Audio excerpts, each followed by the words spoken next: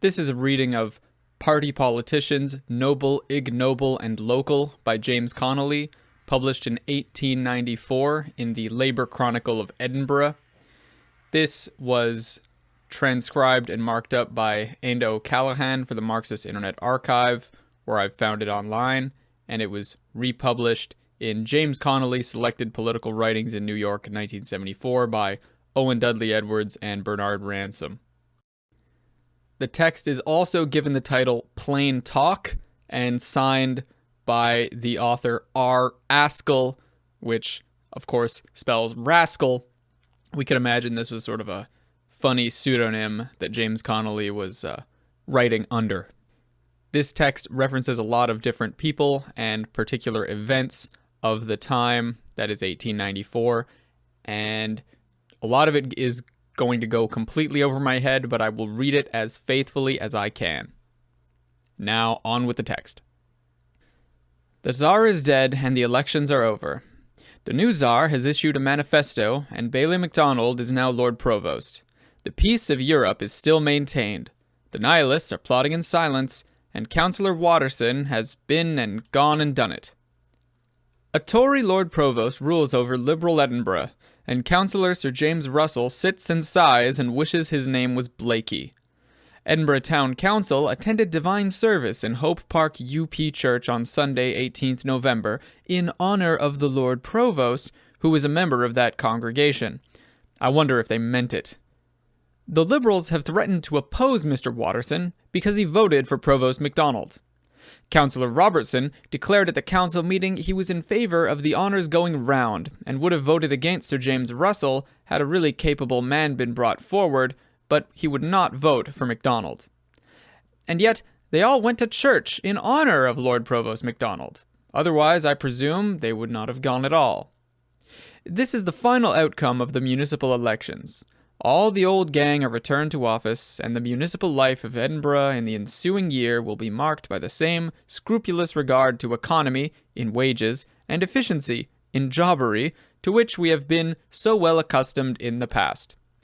The Social Democrats were defeated. On the authority of the celebrated representative of culture, Mr. Francis McSweeney, we are told they received a crushing blow. Yet a more jubilant lot of men and women it would have been impossible to find on the day after the election. An opponent passing under the windows of their committee room an hour after the result of the poll was declared, on hearing the jubilant speeches and enthusiastic cheering of the socialists, was constrained to remark to a companion that the Social Democrats receive a defeat better than their enemies do a victory. And he was right. Some defeats are better than victories. A defeat endured as the result of contest conducted in a fair and honourable manner is 1,000 times more creditable to the defeated party than a victory gained by all the mean and unscrupulous arts of the wire-pullers. The Socialists did not send any carriages for their lady supporters. They did not have committee rooms outside the polling booth, and, waylaying unfortunate voters, rush them in, then escort them between tall hats and frock coats to record their votes in favour of the rights of property. They did not tell Irish Catholics that Mr. Connolly was a free thinker who wanted to overthrow the church, and then tell old Scotch women of both sexes that Mr. Connolly was an Irish papist who wanted to introduce the Scarlet Woman.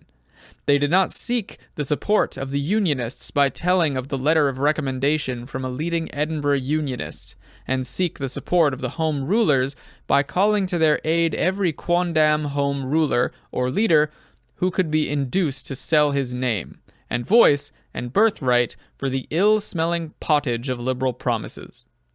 The Social Democrats were defeated. But last year, the vote polled in George Square Ward for the ILP candidate was only 1/13 of the total poll, whereas in St. Giles, the vote for the avowed Social Democrat reached 1/7 of the total poll. A great advance, truly. The official Liberal, backed by all the strength, reputation, and admirable electioneering organization of the combined Liberal and Nationalist parties, and aided by the avowed support of the most influential Unionists in the ward, with a known man and a lawyer as their candidate, were yet only able to obtain a majority of 4-1 over a party the most revolutionary and the most recent in public life, with no electioneering organization, and with a candidate known to earn his bread by following an occupation most necessary in our city life, but nevertheless universally despised by the public opinion of aristocratic Edinburgh. It is to be hoped that next year the ward will not be troubled with the presence of another bogus unionist candidate. Had there been no unionist, and had the advanced working-class voters been left free to choose between the revolutionary Social Democrat and the orthodox Liberal and defender of the rights of property, there is little doubt the result of the poll would not have brought much comfort to the enemies of socialism. But hundreds of men, who would otherwise have voted Socialist, cast their votes reluctantly for Mr. Mitchell as the candidate most likely to ensure the defeat of the Tory. They will now have 12 months in which to meditate on the difference between the Liberal Tweedledee and the Tory Tweedledum, and after having so meditated, they are invited to record the result of their studies at the polling booth on the first Tuesday of November 1895, if not before. There is a great heart-burning in certain Liberal circles in Edinburgh over a matter which does not affect the working-class voter. It is an invitation to an at-home, to be held in the Waterloo Rooms, Glasgow, by Lady Helen Ferguson of Novar. All the gentlemen whose purses are in the habit of opening for the relief of distressed MPs and huckstering politicians in general, together with a few who have remained obdurate in spite of the pathetic appeals of Messrs. Donworth and Dillon, are invited to this great social function. Class the first will be thanked for their splendid devotion to the cause of liberalism, and Class the second will, it is hoped, be so overwhelmed with the magnificent display and so enchanted by the bright smiles of the delegates from the Ladies' Liberal Association that they will open their hearts and their purses also, and all will be well.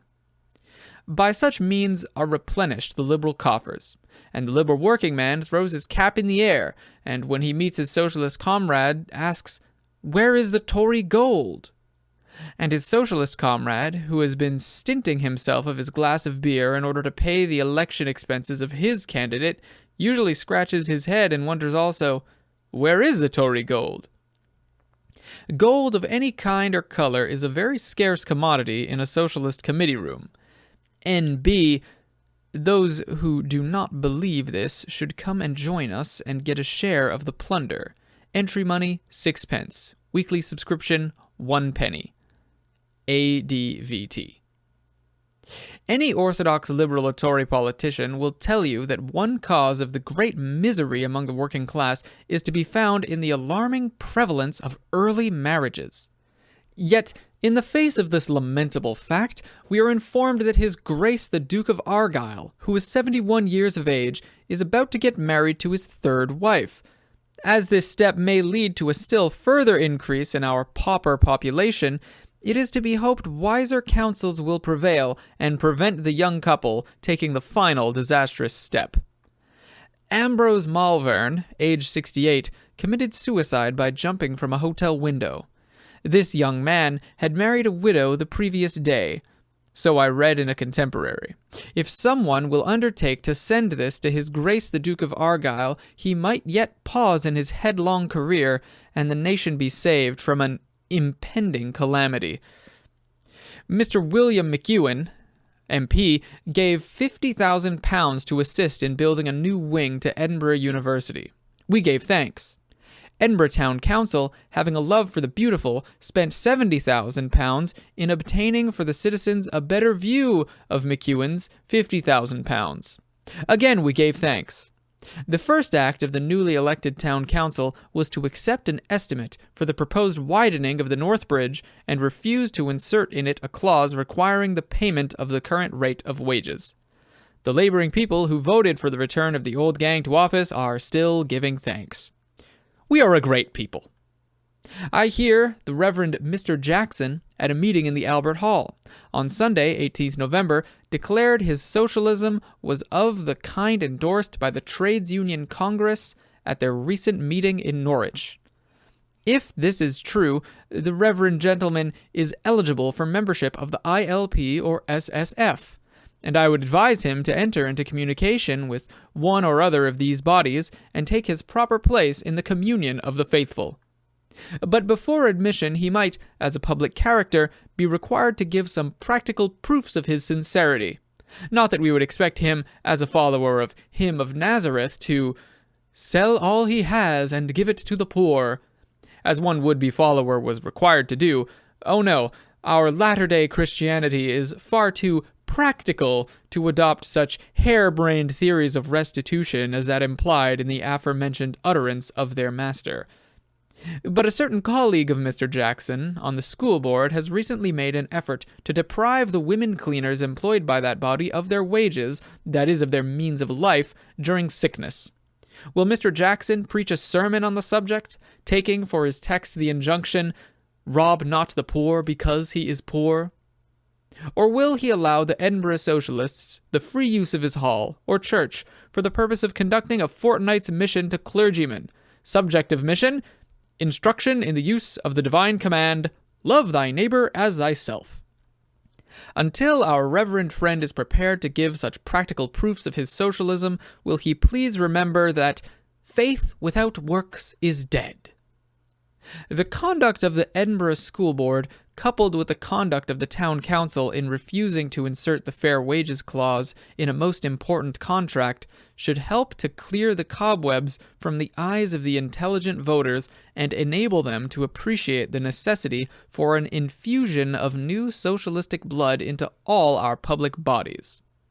For some time to come, the work of socialists on all such bodies will not be so much to pass new laws as to infuse into their administration the spirit of the new life, to use all power to inaugurate the reign of justice, to convert our industrial system from a machine for making profit into an instrument for sustaining life, to transform our politics from the government of men into the wise and well-ordered administration of things, to relegate to the limbo of exploded superstitions the old doctrine of freedom of contract between affluence and starvation, and thus, by constantly placing our doctrines and our efforts upon the same platform as the class interests of the workers, to create such a public feeling in our favor as shall enable us to bridge the gulf between the old order and the new, and lead the people from the dark Egypt of our industrial anarchy into the promised land of industrial freedom.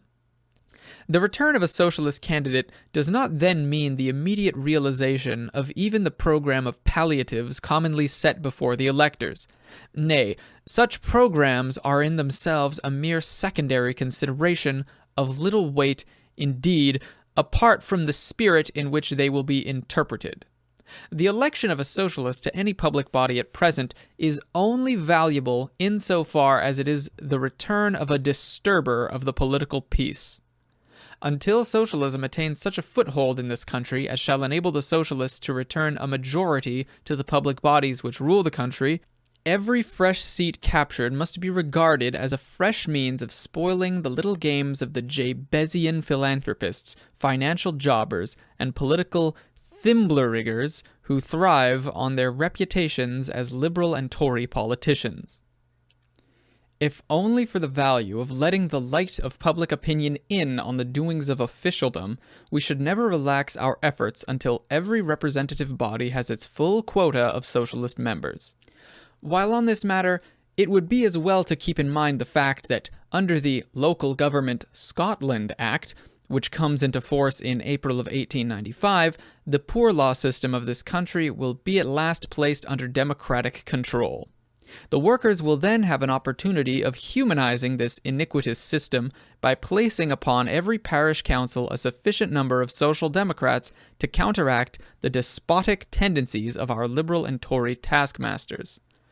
The poor paupers, the war-worn veterans who have fallen in the battle of life, who are imprisoned in those long bastilles of poorhouses, may now have the closing years of their lives lightened and brightened by the action of an intelligent social democracy. To every upholder of the present system, the poorhouse inmates are a mere burden on the rates, or an intolerable nuisance to honest folk, who are well done for if they are fed and sheltered at all. But to the social democrat they are unfortunate victims of an evil social system. They are our brothers and sisters, crushed beneath the wheels of a remorseless competition. They are the effect of which the landlord and capitalist are the cause. We have so long been accustomed to receive without question the teachings of the master class, that it is no wonder the poorhouse dole and poor relief should be regarded amongst us as degrading to the recipient instead of to society at large. But it is on society at large, and on its supporters and apologists, that the real stigma should rest. Indeed, it would be well for the workers as a whole if they would come to look upon the poor rates as their first means of relief instead of their last resource. Man, as a social animal, has a claim upon the society which gave him birth. This claim is his right to live as long as he is willing to perform his share of the labor necessary to his own maintenance and the maintenance of society at large. This claim involves, in the first place, the right of free access to the means of life.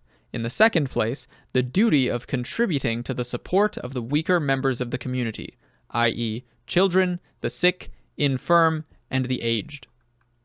Our poor law system is a grudging admission of the truth of this thesis. Granted by the classes as an alternative to a troubled social upheaval, it has been surrounded since its inception with every form of insult and degradation their mean and petty minds could devise, until, today, the hideous uniform of the pauper is loathed more than the garb of the convict. Thus, our masters have striven to debase this institution, whose existence in our midst they feel to be a standing reproach to the devil take the hindmost theory, with which they wish to govern society. To rescue our poor law from their hands, to relieve it from the false ideals with which its administration has been cursed, and to make its administrators, in very truth, guardians of the poor, this should be the aim of the workers. By so directing their efforts, they may create, out of the framework of our parish councils, a public body who, in solicitude for the public welfare and thoughtful provision for the weaker members of our human family, will find the same incentive to effort as the Liberal and Tory politicians find in the grosser pursuit of the glittering spoils of office. But such a body can only arise out of that higher conception of human rights and duties which will flow from a wide and general acceptance of the principles of enlightened social democracy. And that's the end of the text. Here he's talking about the election results, making fun of some of the political representatives of the ruling class, and hoping for more socialist wins in the future in elections, which nowadays I don't think very many socialist or Marxist types of people think that you can change the economic system by electing socialists, which he seems to believe here, and I think later on he changes his mind. I'm not so sure. This is his earliest writing, after all, 1894. I don't have anything else to say. As always, never forget, ruthless criticism of all things.